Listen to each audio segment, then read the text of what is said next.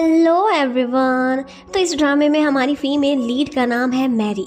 Mary एक smart और सुंदर सी लड़की है और इसके साथ साथ वो बहुत ज़्यादा एम्बिशियस भी है।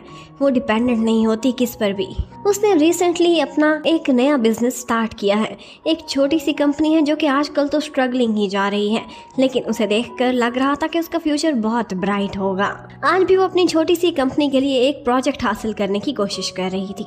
उसने बहुत ही अच्छी प्रेजेंटेशन भी बनाई थी, उसका प्रपोजल भी जबरदस्त था, लेकिन आगे जो पैनल बैठा हुआ था वो बिल्कुल भी सीरियस दिखाई नहीं दे रहा था। इवन कि जब वो उससे क्वेश्चनिंग करते हैं तो इसी बीच वो डबल मीनिंग वाली कुछ ऐसी बातें कर जाते हैं जिसमें गर्ल्स की इंसल्ट हो रही थी। मैरी ऐसी बातें कभी भी बर्दाश्त नहीं करती थी। वो तुरंत ही उनको कहती है कि आप लोगों में थोड़ी भी शर्म नहीं है। वो भी कहते हैं कि हम तुम्हारे साथ कैसे काम करें जब तुम में थोड़ी भी बर्दाश्त नहीं है। वो कहती है मैंने आप लोगों के साथ काम भी नहीं करना और मैं इस प्रोजेक्ट को खुद ठुकरा के जा रही हूँ। ऑल्दो उसकी छोटी सी कंपनी स्टार्ट में फाइनेंशियली बहुत स्ट्रगल कर रही थी, लेकिन फिर भी उसने अपने रूल्स और रेगुलेशंस पर कभी भी कॉम्प्रोमाइज नहीं किया था। वो हमेशा अपना बेस्ट ही देती थी, चाहे उसे खर्चा ज्यादा ही क्यों ना करना पड़े। और इसके साथ ही हमें उसकी पर्सनल लाइफ के बारे में भी बताते हैं। उसका एक बॉयफ्रेंड था जिसका नाम वूजू था और उससे वो बहुत ही जल्द शादी करने वाली है। उसकी शादी की सारी तैयारियां बिल्कुल पूरी हो चुकी हैं। उन्होंने अपना लाइसेंस भी बनवा लिया है और इसके साथ साथ वेडिंग के लिए हर चीज अरेंज की हुई है। लेकिन अभी उस बेचारी को ये नहीं पता कि जिससे वो शादी करने जा रही है वो एक चीटर है। वो आज भी फ्री होते ही उसे कॉल करती, उसे डिनर पर मिलना चाहती थी, लेकिन वो बोलता है कि मैं एक बिजनेस मीटिंग में मसरूफ हूँ। वो बिजनेस तो नहीं लेकिन एक पर्सनल मीटिंग थी। उन दोनों ने अपने लिए एक आफ्टर मैरिज हाउस भी अरेंज किया हुआ था और अक्सर ही मैरी वहाँ पर जाती थी, चीजें अनपैक करती थी। आज वो इसी तरह से काम करते करते अपनी मम्मी से बातें कर रही होती है और यहीं पर ही हमें पता चलता है कि इस घर के लिए सारा का सारा डिपॉजिट उसकी मम्मी ने ही पे किया है। इस बात से वो वूजू पर काफी गुस्से में थी, लेकिन फिर भी कॉम्प्रोमाइज करना ही तो शादी का दूसरा नाम है। वो सारा कुछ चुपचाप सहे जा रही थी। उसकी मॉम भी उसे यही समझाती है कि हो सकता है कि वूजू ने तुम्हारे लिए कुछ और प्लान किया हो, इसलिए तुम सब्र किए रखो। लेकिन सब्र तो वो करती, बात अब चीटिंग तक जो पहुंच चुकी थी। आज उसके पैरों में कोई चीज चुभती है और उसे पता चलता है कि एक लेडी का इयररिंग उसके पैर के नीचे आया था। इयररिंग उसका नहीं था तो फिर ये किसका है। इसके साथ ही वो अपने बेडरूम का बेड चेक करती है तो उसमें एक बहुत लंबा सा बाल था। उसके बाल तो बहुत छोटे थे और इसकी लेंथ काफी लंबी थी। वो स्टूपिड नहीं थी, प्रूफ उसके सामने था। तो अब वो क्रिमिनल को भी पकड़ ही लेती है और फिर उससे पूछती है कि जेनी कौन है जिसकी हर पोस्ट को तुम लाइक करते हो और वो तुम्हारी हर पोस्ट को। वो एक दफा घबराता है, फिर कह देता है कि वो तो मेरी कोलीग है, दैट्स ऑल। वो उसे उसका इयररिंग देती है तो वो कहता है हाँ मेरे कोलीग्स पिछले वीकेंड को मेरे घर पर आए थे, उन्हें बहुत एक्साइटमेंट हो रही थी हमारा घर देखने की। लेकिन इसके साथ ही वो प्रूफ दिखा देती है कि बाकी सारे कोलीग वीकेंड पर कहाँ कहाँ गए हुए थे, उन्होंने अपनी सोशल मीडिया पर पोस्ट किया हुआ था। सिर्फ जेनी और तुम ही हमारे घर पर गए थे। अब वूजू के पास और कोई रास्ता नहीं बचा था तो वो एडमिट कर ही लेता है। कहता है कि मैं बहुत ज्यादा टेंशन में था। क्या हुआ अगर मेरे से एक छोटी मोटी गलती हो गई तो मर्दों से हो जाती हैं गलतियां, तो मैं कॉम्प्रोमाइज करना सीखना चाहिए। और अब मैं तुमसे माफी तो मांग ही रहा हूँ, अब तुम क्या करोगी ज्यादा से ज्यादा। अगर अभी तुमने मुझसे डिवोर्स ली तो तुम वो वाहिद लड़की होगी दुनिया की जो शादी से पहले ही डिवोर्सी बन जाएगी। उसकी बातें सुन सुनकर मैरी को उस पर और भी गुस्सा आता है। वो ऊंचा चिल्लाने लगती है, इर्द गिर्द के लोग भी उनको देख रहे थे। वूजू तो उससे झूठ भी बोल देता है। वो तो कहता है कि जेनी और मेरे से सिर्फ एक दफा गलती हुई थी, मैं तो उससे ब्रेकअप भी कर चुका और तुम तो मेरी फॉर एवर लाइफ पार्टनर बनने वाली हो। लेकिन वो झूठ बोल रहा था। इतने में उसे जेनी की एक फोटो आती है जो कि 90 में थी और वो दोबारा से उसे अपने पास मिलने के लिए बुला रही थी। मैरी को अंदाजा हो जाता है। वो यहाँ पर भी उसे रंगे हाथों पकड़ने ही वाली थी कि वो उससे फोन छीन लेता है और फिर उसके बाद इन दी एंड वो इस हद तक जाता है कि अपने फोन को ही तोड़ने की कोशिश करता है। और ये सारा कुछ करते हुए बेचारी मैरी का हाथ भी कुचला जाता है। मैरी उससे ये कहती है कि अब लिमिट क्रॉस हो चुकी, इससे ज्यादा मुझ में बर्दाश्त नहीं है, हम डिवोर्स करने वाले हैं। और फिर मुड़ती है और एक दफा उसके ऊपर कोल्ड ड्रिंक फेंक कर ही जाती है, जैसे एक रस्म थी जो अधूरी रह गई हो। और फिर इसी के साथ ही हमारे मेन लीड की एंट्री होती है। हमारे हीरो को दिखाते हैं जो कि इस टाइम पर अपनी स्टडीज कंप्लीट करके अब्रॉड से वापस आ रहा था। पहली नजर में दिखने में वो काफी रूड लग रहा था क्योंकि एक बूढ़ी लेडी को वो अपने बेटे के साथ बैठने नहीं दे रहा था, अपनी सीट एक्सचेंज करने के लिए नहीं माना था। लेकिन इनफैक्ट वो बहुत काइंड हार्टेड था। उसने इनडायरेक्टली उस बूढ़ी लेडी की मदद की थी क्योंकि उसका बेटा उसके साथ बैठकर ज़बरदस्ती उससे पेपर साइन कराना चाहता था। जैसे ही वो वापस पहुंचेगी, बूढ़ी माँ उसके हाथों से निकलकर अपनी बेटी के पास चली जाएगी। यही एक लास्ट चांस था जिसमें हमारे हीरो ने उसकी मदद की थी और वो बच गई थी। इसके साथ ही हमारे हीरो को अपनी दादी की भी कॉल आती है जो उसे कहती है कि आओ और अपना फैमिली बिजनेस संभालो। लेकिन वो कहता है कि अभी नहीं, 3 सालों में मुझे पहली दफ़ा वेकेशन का मौका मिला है। 1 महीने महीना मैं रेस्ट करूँगा, उसके बाद देखूँगा कि मैंने क्या करना है। और बस इसके बाद वो अपनी वेकेशन पर चला जाता है। वो बहुत ज़्यादा मस्ती करता है, अपनी मन मर्जियाँ करता है, जो जो उसे पसंद था, बुक रीडिंग करना, फिशिंग करना, कैंपिंग करना। वो अपने ये दिन बेफिक्री से खुलकर जीना चाहता था, जो कि उसने कर लिया था। और बस इसी तरह से 1 महीना पूरा गुजर जाता है। वुजू और मैरी का कंसिडरेशन पीरियड भी एंड हो चुका था। जज ने फैसला कर दिया था कि अब जल्द ही ये लोग अपने डिवोर्स के फॉर्म पर साइन करके लाएंगे और उसके बाद ये लोग डिवोर्स ही बन जाएंगे। मैरी तो काफी टूटी टूटी दिखाई दे रही थी। उसने अभी तक अपनी माँ को बताया भी नहीं था कि किस तरह से इनकी डिवोर्स होने लगी है। उसने झूठ बोला था कि हम अपनी वेडिंग थोड़ी सी डिले कर रहे हैं, काम में बिजी होने की वजह से। जबकि वुजू वो तो बहुत खुश दिखाई दे रहा था, और तो और उसने भी वेकेशन पर जाने का प्लान किया हुआ था, वो भी जैनी के साथ। वो जाते जाते उससे कहता है कि हम दोनों का समय काफी अच्छा भी गुजरा था, मुझे ज्यादा याद ना करना और जल्द ही किसी और से प्यार कर लेना, क्योंकि प्यार को काउंटर करने के लिए एक नया प्यार करना पड़ता है। और उसे बेस्ट विशेस देता हुआ वो खुद जैनी से मिलने के लिए चला जाता है। लेकिन बेचारी मैरी वो वैसे तो खुद को संभाले हुए थी, लेकिन उसके बाद वो एक दफ़ा फूट फूट के रोती है। वो बहुत ज़्यादा दुखी हो गई थी, लेकिन फिर भी वो रोते रोते खुद से वादा करती है कि मैं बहुत सारा पैसा कमाऊंगी और अपने आप को खुश रखने की कोशिश करूंगी। और इसके साथ ही हमारे हीरो की वेकेशन भी ओवर होती है और यहीं पर ही हमें पता चलता है कि उसका कोई छोटा मोटा फैमिली बिजनेस नहीं है, बल्कि वो लोग कोरिया की सबसे बड़ी बेकरी की कंपनी चलाते हैं। और उनकी कंपनी ना सिर्फ कोरिया में बल्कि अब्रॉड में भी बहुत ज़्यादा रेप्यूटेबल है। आजकल कंपनी की चेयरमैन उसकी दादी हैं, लेकिन वो फ्यूचर में सारा बिजनेस अपने इसी पोते को देने वाली हैं।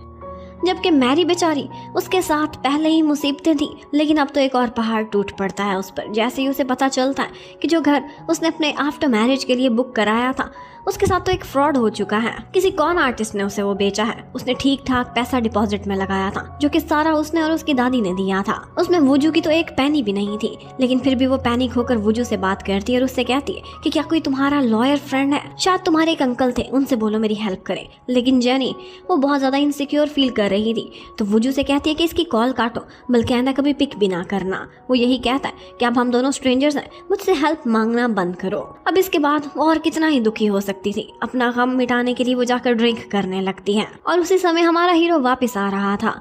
उसकी गाड़ी ने एक गलत टर्न ले लिया था, तो उसको मैप्स रीरूट करा रहे थे, इसीलिए वो जरा तंग गलियों में फंस जाता है। और यहीं पर ही ड्रंक हुई मैरी उसकी कार से टकराकर नीचे गिर जाती है। अब हीरो बाहर निकलता है और उससे पूछता है कि क्या तुम ठीक हो, तुम्हें एक दफ़ा डॉक्टर से चेक करा लेना चाहिए। और फिर उसे ये कहता है कि ठीक है, अभी नहीं कराना चाहती तो बाद में करा लेना, और कोई कंपनसेशन चाहिए तो मैं तुम्हें अपना नंबर दे देता हूँ, मुझसे कांटेक्ट करना। वो उसके फ़ोन में अपना नंबर फीड कर देता है। और फिर वो जैसे ही देखती है तो वहाँ पर तो वुजू का नाम लिखा हुआ था। एक्चुअली हमारे हीरो का नाम भी वुजू ही है। वो टर्न बैक करती है और उस पर चिल्लाने लगती है। ड्रंक थी तो उसे उसके चेहरे में अपना एक्स दिखाई दे रहा था। वो वहीं पर खड़े खड़े उससे 5 मिलियन मांगने लगती है कि तुमने मेरी माँ के लूटे हैं, मेरे लूटे हैं, वापस लौटाओ। वो हैरान था कि क्या हो रहा है। वो ज़बरदस्ती उसकी गाड़ी में भी जाकर बैठ जाती है। वो धकेलता है, धक्के मार के किसी तरह से उसे बाहर निकालता है, लेकिन वो तो एक मेंढक की तरह से उछलती हुई उसकी पीठ पर चढ़ जाती है। और वो भी बस अंधाधुंध एक धक्का देता है और बेचारी की लैंडिंग हुई थी सीधी एक कैक्टस के ऊपर। मैरी की लाइफ में इससे बुरा और क्या हो सकता था। बस उसका तो ऊंचा ऊंचा रोना स्टार्ट हो जाता है। ड्रंक थी, उसे ये नहीं पता था कि कैक्टस की वजह से मेरी बैक में पेन हो रही है, बल्कि वो तो ये समझ रही थी कि मैं अपने दुख में रो रही हूँ। साथ ही साथ अपनी सारी दुख भरी कहानी भी उसी को सुनाने लगती है। वुजू का दिल पहले ही बहुत नरम था, उसे इस पर दया आने लगती है। वो उसे कहता है कि एक दफा खड़ी तो होकर देखो, तुम्हारी ये चेयर बिल्कुल भी कंफर्टेबल नहीं है। और बस बेचारी जैसे ही खड़ी हुई थी तो पता चला था कि उसकी तो बैंड बच चुकी है। टोटल 18 कांटे थे जो डॉक्टर उसकी बैक से निकालती है। अब पेन तो उसे इंतहा की हो ही रही थी, लेकिन उसके साथ साथ शर्मिंदगी इतनी ज्यादा थी कि उसका सारा नशा उतर जाता है। उसे तो समझ भी नहीं आ रही थी कि वो इस डॉक्टर या नर्सेस से अपनी नजरें कैसे मिलाएगी। और इसके साथ ही हमें डॉक्टर के बारे में बताते हैं। उसका नाम जिंग योंग था और वो वुजू की एक जानने वाली थी, शायद उसकी फैमिली फ्रेंड है।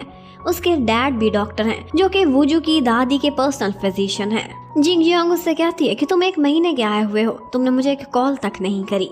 और यहाँ पर जिंग योंग को देखकर लग रहा था कि वो वुजू को लाइक करती है। एक बहाने से उसे अपने साथ रोककर कॉफी पीना चाहती थी, लेकिन वहाँ से नीचे जाते हुए वो बेचारी मैरी को देख लेता है, जिसकी चाल ही बिगड़ी हुई थी। उसे उस पर काफी दया आती है, क्योंकि वुजू की वजह से उसे टक्कर भी लगी थी और वो कैक्टस पर लैंड भी हुई थी। तो वो जाता है और उसे लिफ्ट देता है। बेचारी सीधी तो बैठ नहीं सकती थी, सारा रास्ता बेल्ट बांधकर बस पीछे की सीट को घूरती रहती है।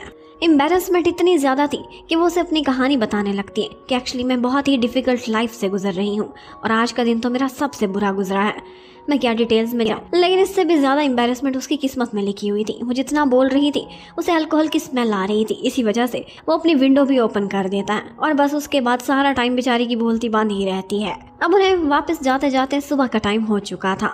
उसे मोशन सिकनेस होती है तो वो एक दफ़ा बाहर निकलती है।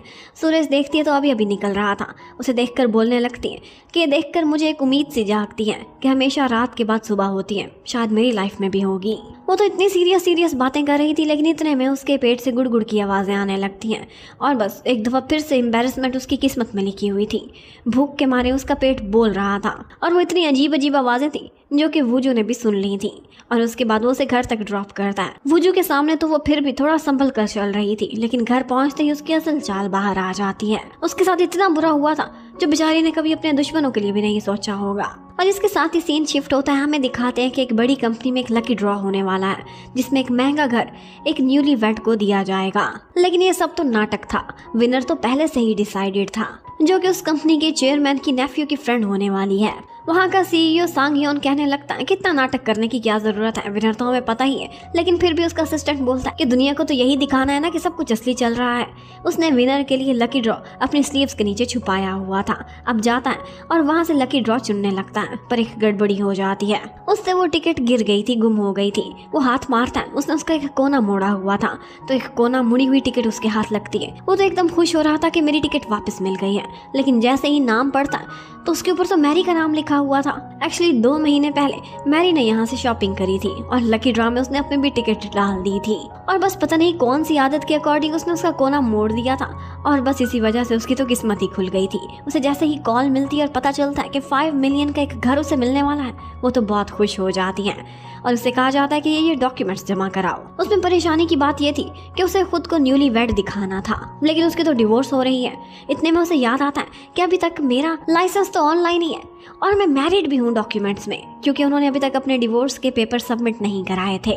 वो सोचती है कि ये मौका अपने हाथ से ना जाने दूं। वो यही डॉक्यूमेंट्स सबमिट करा देती है, लेकिन आगे से सांग ह्योन कहता है कि थोड़ी और सख्ती करो। अगर इसका हस्बैंड इसके साथ अवार्ड सेरेमनी अटेंड करने के लिए नहीं आएगा तो हम भी इसे वो घर नहीं देंगे। उन्हें तो बस किसी न किसी तरह से इसे रिजेक्ट कराना था। तो अब मैरी के लिए और परेशानी बन जाती है। उसका एक्स तो उसका फ़ोन ही नहीं उठाता था। वो उसे एक वॉइस मैसेज भेजती है, लेकिन ये देखने के बाद तो वो उसे ब्लॉक ही कर देता है बगैर उसका मैसेज सुने। उसे ऐसा लग रहा था कि जैसे उसकी ज़िंदगी में एक चांस आया था, रोशनियाँ देखते देखते वो दोबारा अंधेरों में न डूब जाए। कि इतने में उसे वुजू का मैसेज आता है जो उससे पूछ रहा था कि क्या तुमने अपना चेकअप करा लिया, आम का एक्सरे कराना था तुम्हें। और बस वुजू का नाम देखते ही उसके दिमाग में कुछ चलने लगता है। ये लड़का भी तो वुजू है और मैंने भी हस्बैंड का नाम वुजू लिखा था, तो क्यों ना इसी को साथ ले जाओ। वो इतने में वुजू को मिलने के लिए बुलाती है। पहले उससे पूछती है डरते डरते कि क्या तुम मैरिड हो। वो कहता है नहीं।